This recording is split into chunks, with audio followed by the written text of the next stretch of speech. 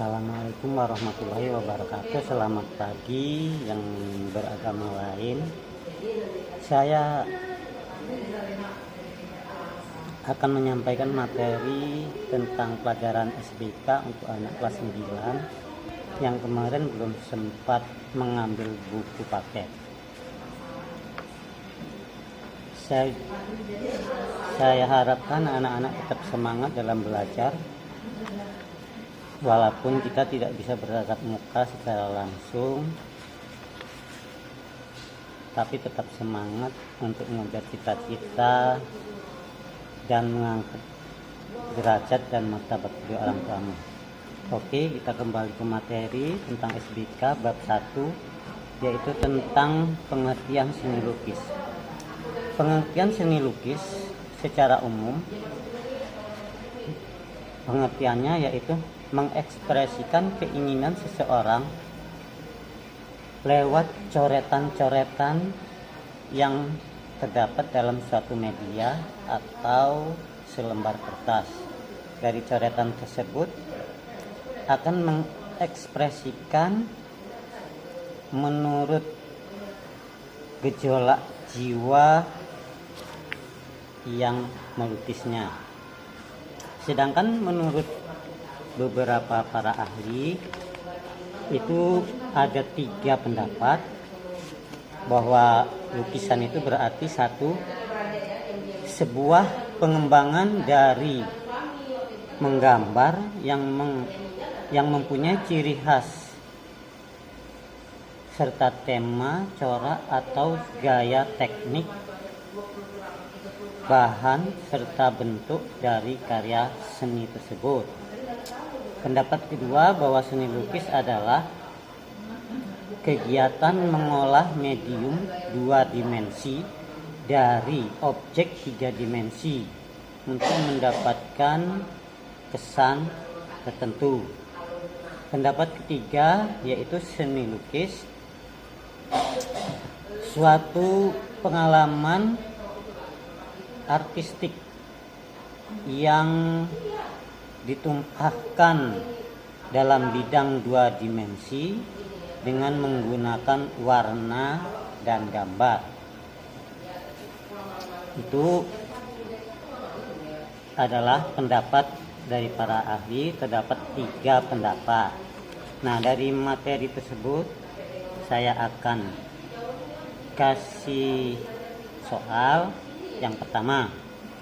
Soal pertama yaitu identifikasikan pengertian seni lukis menurut para ahli. Oke, kita masuk ke materi selanjutnya, yaitu tentang aliran yang ada dalam seni lukis. Aliran-aliran atau tujuan dari seni lukis.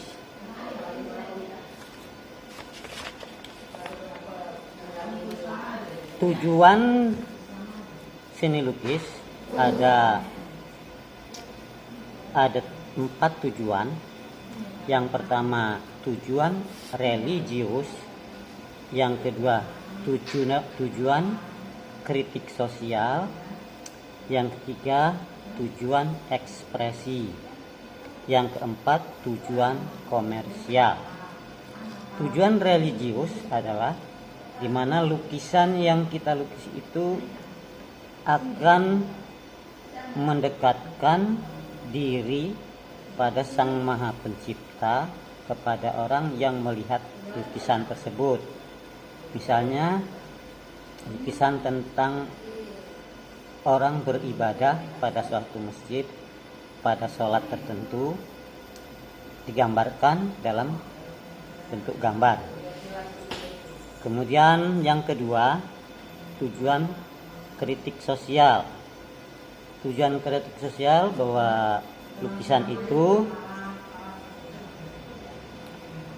adalah suatu kritik di mana bila ada terjadi kesenjangan sosial dalam kehidupan kita, dan kesenjangan sosial itu dituangkan dalam bentuk lukisan. Peristiwa tertentu dilukis yang ditujukan untuk mengkritik pemerintah. Yang ditujukan untuk pemerintah dituangkan dalam bentuk lukisan, sehingga yang melihat lukisan tersebut, terutama pemerintah yang sah, akan membenahi pola pemerintahannya. Itu tujuan yang kedua. Tujuan yang ketiga, tujuan ekspresi. Lukisan yang bertujuan ekspresi yaitu lukisan yang diwujudkan dari dorongan emosi sang pelukisnya. Misalkan dia dalam keadaan suka, maka dia akan melukiskan bahwa gambar itu bermateri bahagia. Kemudian dalam bentuk duka pun begitu, dituangkan dalam bentuk bersedih. Kemudian yang keempat, tujuan komersial. Tujuan komersial adalah lukisan yang dibuat oleh sang pelukis berdasarkan selera pasar, yaitu lukisan yang sedang viral kalau saat ini apa, maka dia akan melukis tentang hal itu, sehingga lukisan yang dia buat akan terjual dengan banyak. Kira-kira begitu materi tentang tujuan. Nah, soalnya untuk soal kedua yaitu jelaskan tujuan dari berkarya seni lukis. Dijawab sesuai dengan materi yang telah Bapak berikan. Oke, materi selanjutnya tentang identifikasi berbagai aliran seni lukis. Jadi seni lukis itu mempunyai banyak aliran. Secara garis besar, aliran seni lukis ada 2 aliran, yaitu yang pertama aliran representatif, yang kedua aliran non representatif. Aliran representatif yaitu suatu aliran yang dibuat lukisan itu berdasarkan alami,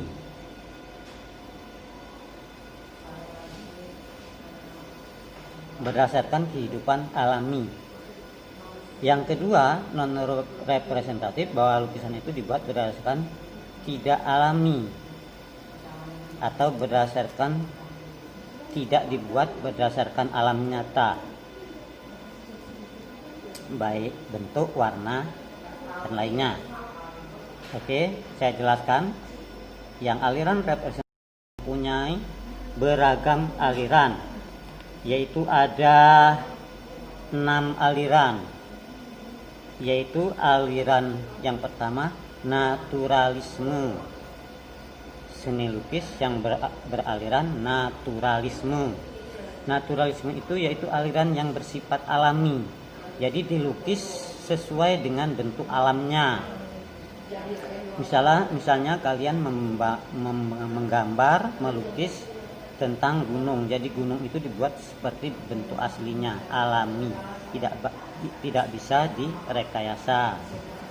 Yang aliran kedua yaitu realisme, yaitu lukisan dibuat berdasarkan kenyataan dalam kehidupan sehari-hari, misalnya tentang kesenjangan sosial, tentang keadaan politik yang tidak bisa dibuat-buat. Tuh. Yang aliran ketiga yaitu aliran ekspresionalisme, yaitu lukisan yang dibuat berdasarkan keinginan sang pelukisnya atau ekspresi sang pelukisnya. Bila sang pelukisnya lagi bahagia, maka dia akan melukis gambar yang dalam bentuk bahagia gitu. Yang keempat, aliran romantik.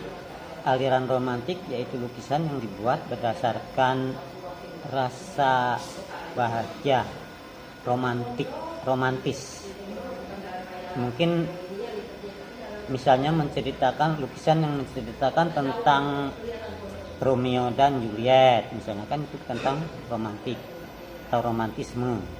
Kemudian aliran yang kelima, impresionalisme, yaitu lukisan yang dibuat sesuai dengan objek yang ada pada saat itu. Misalnya objek tentang kecelakaan lalu lintas di jalan raya. Jadi objek itu tidak bisa dibuat atau direkayasa, sesuai dengan objeknya. Oke, aliran yang keenam yaitu tentang surrealisme. Surrealisme itu suatu aliran seni lukis yang dibuat berdasarkan imajinasi. Berdasarkan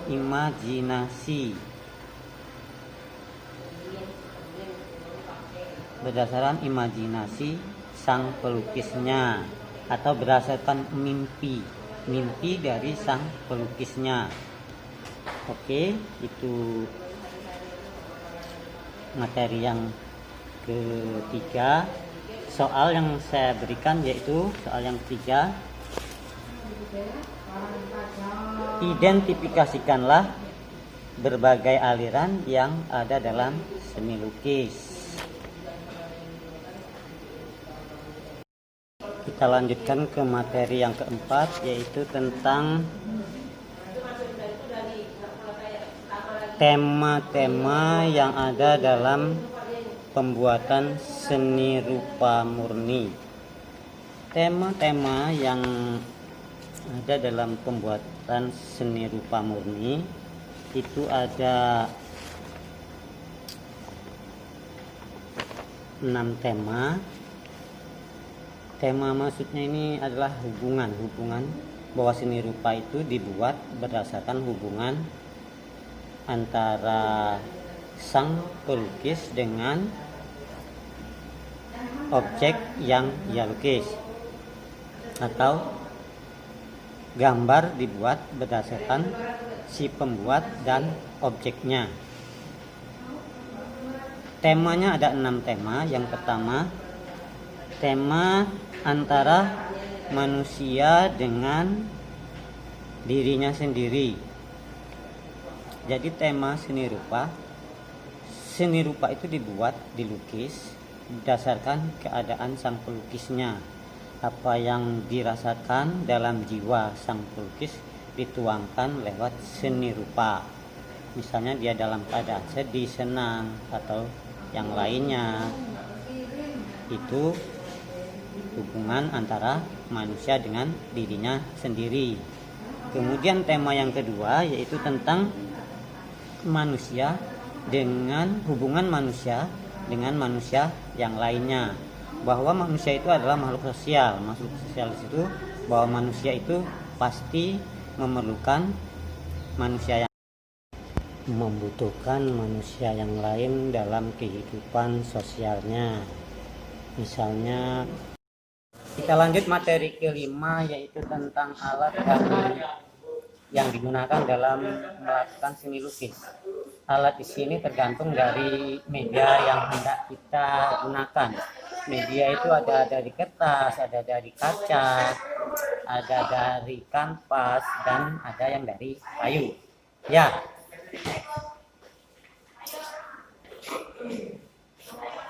Alat yang pertama yaitu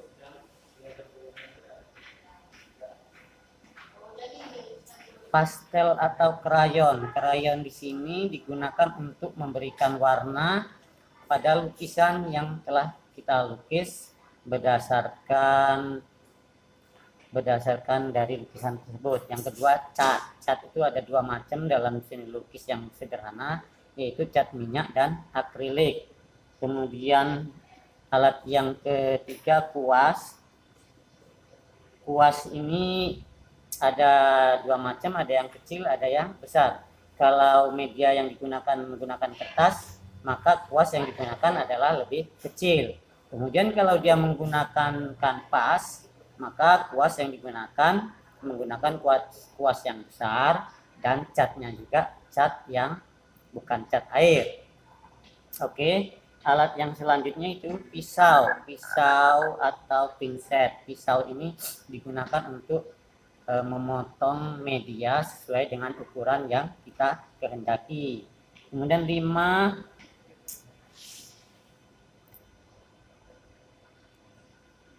palet. Palet ini adalah sebagai penumpu untuk menempatkan media yang hendak kita lukis, atau sandaran atau alas, itu namanya palet.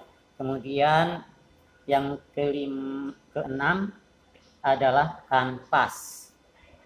Kanvas itu adalah media yang terbuat dari kain putih yang kasar. Nah, ini yang biasanya digunakan bagi pelukis-pelukis yang sudah baik atau yang sudah profesional. Oke, kalau kita baru belajar biasanya menggunakan kertas. Itu materi yang kelima. Itu saja materi yang kelima, alatnya yang digunakan. Jadi soalnya untuk yang kelima, jelaskan alat dan bahan dalam berkarya seni lukis. Itu saja 5 soal yang harus dikerjakan dalam pelajaran seni budaya. Kerjakan dengan baik, singkat, dan benar. Saya sarankan anak-anak walaupun kita tidak bisa bertatap muka secara langsung, belajarlah dengan aktif untuk tercapainya cita-citamu dan untuk mengangkat derajat dan martabat kedua orang tuamu. Saya akhiri, wassalamualaikum warahmatullahi wabarakatuh. Kita ketemu lagi hari Kamis tanggal 12 Agustus. Oke. Assalamualaikum warahmatullahi wabarakatuh.